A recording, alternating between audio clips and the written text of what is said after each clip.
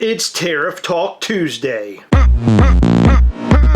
Well, I think we're going to end up making this a weekly thing for now on, Heather, because tariffs seem to show up all the time. Every single week we're hearing something new about tariffs. And now we're hearing from Funko and Mattel. So Funko actually released something on their blog, which we're going to talk about. They do say some very interesting things. There's one very interesting thing I read in it that kind of shocked me. And then the Mattel thing is even crazier. So hang in there. We're going to get to it. But first, MischiefToys.com. Go and check out our very small independent toy company called Mischief Toys. If you've never been over there, we have a character named Ghastly. We've got all sorts of stuff over there on MischiefToys.com that you can buy right now. Go and check it out and learn all the things. Something really big is coming down the pike for Mischief Toys, and that is a collaboration with Gwa. And I'm very, very excited about it. It is something that has been in the works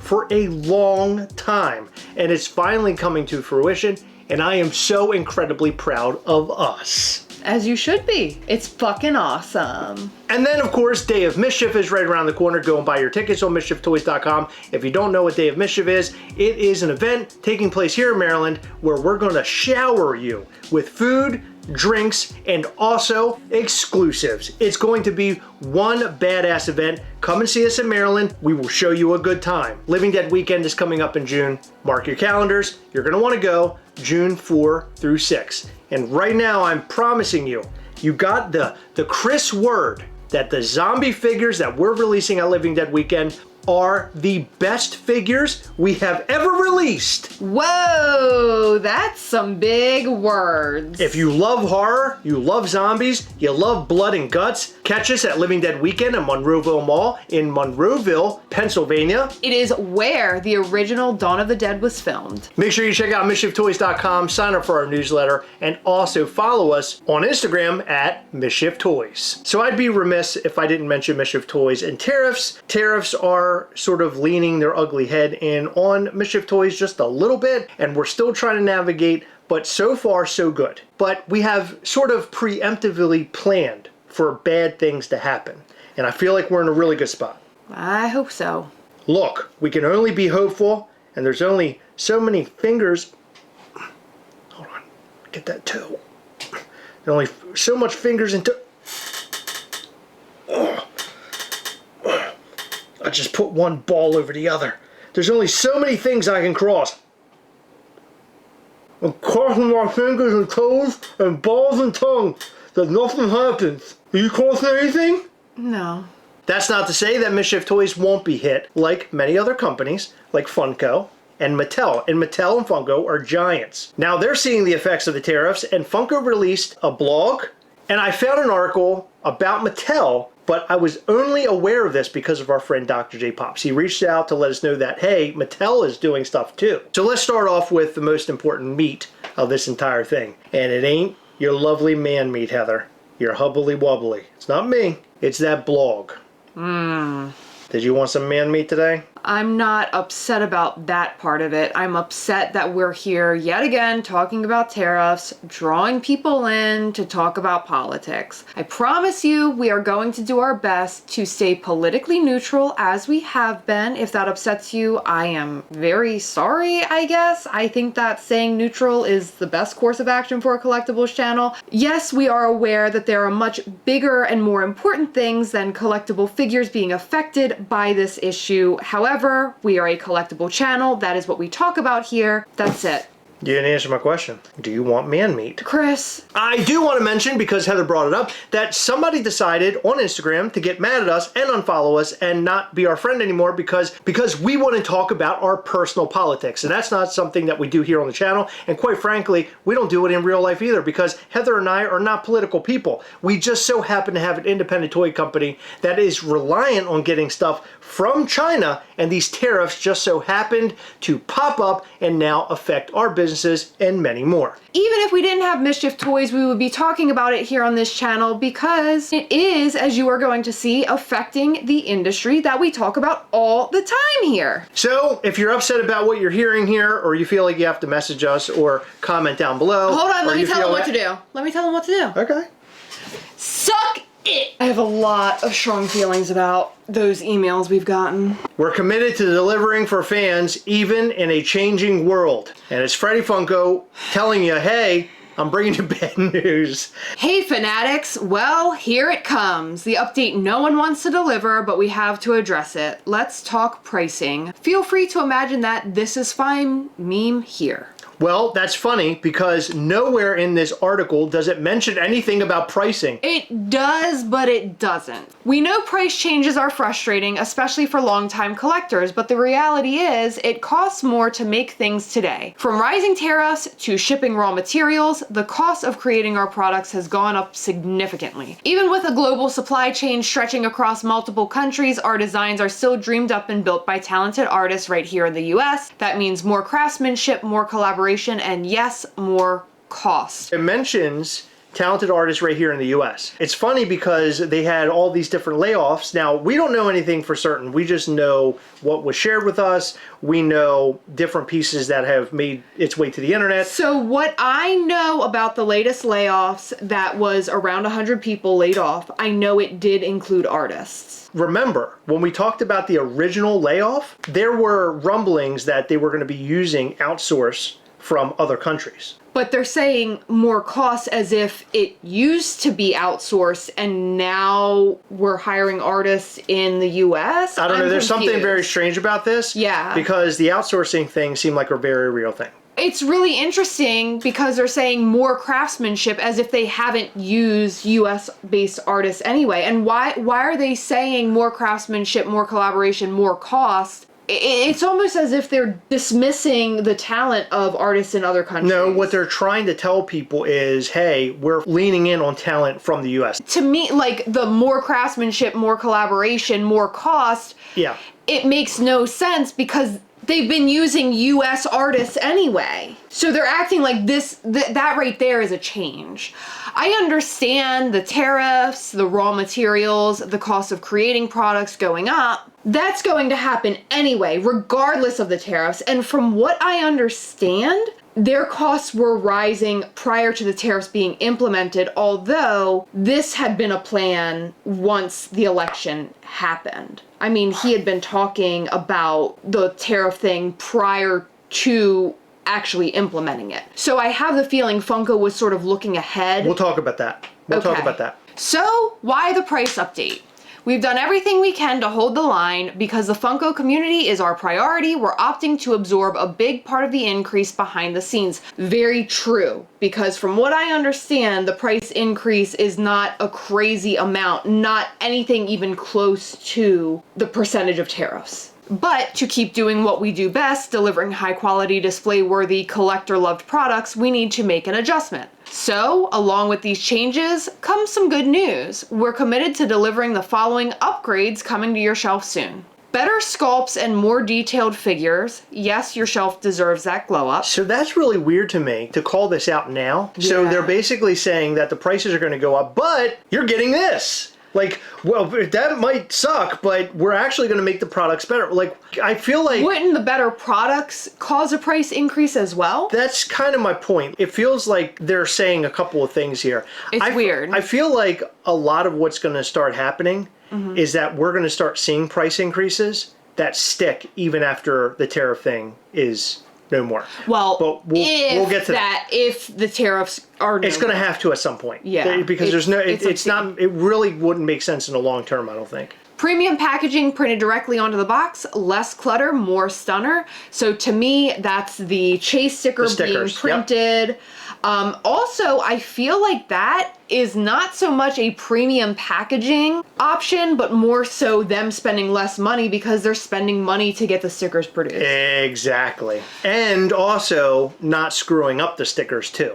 Yeah, because that means they have to mail the stickers out. You see that happen all the time. Yeah, and so they won't have to worry about that anymore. In my opinion, I don't think it's a bad thing, although it's been a staple to Funko. I agree. I don't like it. I personally don't like it. I don't know how I feel about it yet. Expanded Octane 5 stickers to track and authenticate rare finds.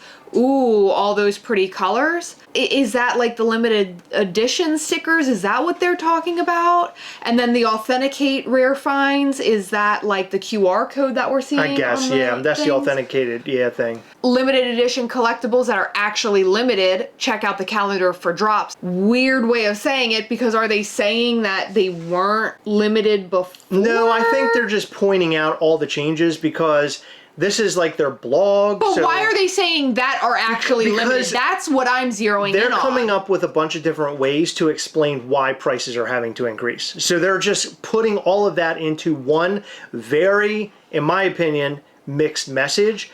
But why not say limited edition collectibles have limited edition numbers? Because they got to spell it out for Heather. You got to remember lowest common denominator. But there's a lot of stuff here that it almost feels like they're combining it all. They're making you feel like you're getting a better product. This is why it's going to be more expensive. Yes, the tariffs suck, but then there's also because we're doing bigger and better things. This isn't about pricing for the sake of pricing. It's about making sure we can keep giving you the best collecting experience possible without cutting corners or dialing back the magic. And we're doing everything possible to avoid higher increases than what production actually requires, whether it's exclusives or your everyday shelf heroes. We believe collecting should feel like a treat, not a luxury, and you shouldn't need a space rocket or a side hustle to get your hands on a great pop. Thanks for sticking with us. You're the reason the Funko community exists. So they're saying you don't need a side hustle to get them, but they're talking about price increases. Yeah. So that's what I'm saying. There's a lot of like weird things. So it's like an amalgamation, like 4 people wrote this. I think it's saying like, we're doing our best to keep the costs as affordable as we possibly can for you, so you're not going to need a side hustle, but yes, the prices are going up. Maybe? I don't know. It is very weirdly written. So what I'm thinking is that they bump all the prices up. We're going to see across the board that things are more expensive. Yeah. And then the tariff thing most likely will sort of simmer down because I think there's going to be a period. I think there's a period in which it'll start to simmer. I think some agreements are going to have to be made because there are things in the U.S. Let's get away from collectibles altogether. But there are certain things that we need to rely on other countries for. So something's got to give at some point. I mean, that's just the reality of things. But in talking about collectibles, these prices are going to go up, and I'm really certain that they're going to stay. And I think a lot of people are concerned about that. It's like, well, you're doing this because of this whole tariff thing, but what if the tariffs go away? What if we go back to 10% or something with China? Okay, prices are constantly changing. I mean, we've seen major price increases through getting our own products manufactured throughout the years. We try to keep our prices as low as possible to keep the prices comfortable for our fan base. This whole price increase with Funko is not surprising. I knew that they were going to release something. I just did not know when. I feel like all the toy companies are coming out to say something because they really have to. We talked about Super 7. Now we're talking about Funko. We're going to be talking about Mattel here in a second. And Mattel's situation is even crazier. If you think what we read about Funko is crazy, listen to this. So I found this article. It says Barbie maker Mattel raises prices amid Trump tariff fight. Mattel says it is further reducing reliance on products sourced from China. That means that they're pulling back from manufacturing in China. As a small toy company like ours, we have been talking like to other toy companies about possible places to go, like Vietnam and Taiwan. So there are other options for us that's not as critically tariffed as China right now. But the biggest issue is that because we are such a small toy company, we've invested so much money in China, and they're not going to give us the molds that we paid for. We would have to reinvest all of that. Recreating the whole wheel. Yeah, I mean, that's just not something we can do. So I feel like it's not an option for small companies like ours. Barbie maker Mattel announced it is raising prices on some of its toys, so it's doing that, and further reducing reliance on China-sourced products as the company navigates a volatile macroeconomic environment and evolving U.S. tariff landscape. Say that 3 times fast. The California-based toy maker imports about 20% of its goods sold in the U.S. from China, according to Reuters. I didn't know it was that low. That's 20% seemed like really low. That was another thing that shocked me. That's very low considering 80% of the U.S. toy companies manufacture in China. There's no question that tariffs are creating disruption in the industry. Many companies have stopped producing and shipping to the U.S. as a result of tariffs from China. We do support the Toy Association's advocacy for zero tariff on toys. That's something that we talked about recently in a video. So if you have not watched that video, go back and watch it. It is a really great article, really great information. It is difficult to predict consumer spending and Mattel's US sales in the remainder of the year and holiday season. Although tariffs did not affect Mattel's first quarter financial results, the company is taking mitigating actions designed to fully offset the potential incremental cost impact of tariffs on future performance. Those actions, Mattel said, include accelerating diversification of its supply chain and further reducing reliance on China-sourced product and, where necessary, taking pricing action in its U.S. business. For example, Mattel is increasing production of its Uno card game in India. That's interesting. Mattel imports Barbie dolls and Hot Wheel toys from Indonesia, Malaysia, and Thailand, 3 countries that were also slapped with tariffs by the Trump administration before they were paused in April for 90 days, Reuters reported. And so that's something that we do not have the ability to do because we're not working with any other manufacturers. Mattel is now aiming to slash imports into the US from China to under 15% by next year, it added. So I'd like to reiterate something in case this is your first time watching our channel. I feel like we are a very interesting channel because we are collectors, but we also run our own toy business, so we see the goings on firsthand, which you guys might be reading in articles like this. While we as collectors are reading articles like this, we're also experiencing it as a toy company. Yes. You can't find a manufacturer that produces toys within the US. Now, some people, like independent creators, will create low-run figures out of resin or they'll 3D print things, but you don't find a vinyl toy manufacturer within the US. No, and that's why there's a bunch of different countries that are named off. China just so happens to be one of the big ones because there are so many manufacturers over there manufacturing toys across the board, from Funko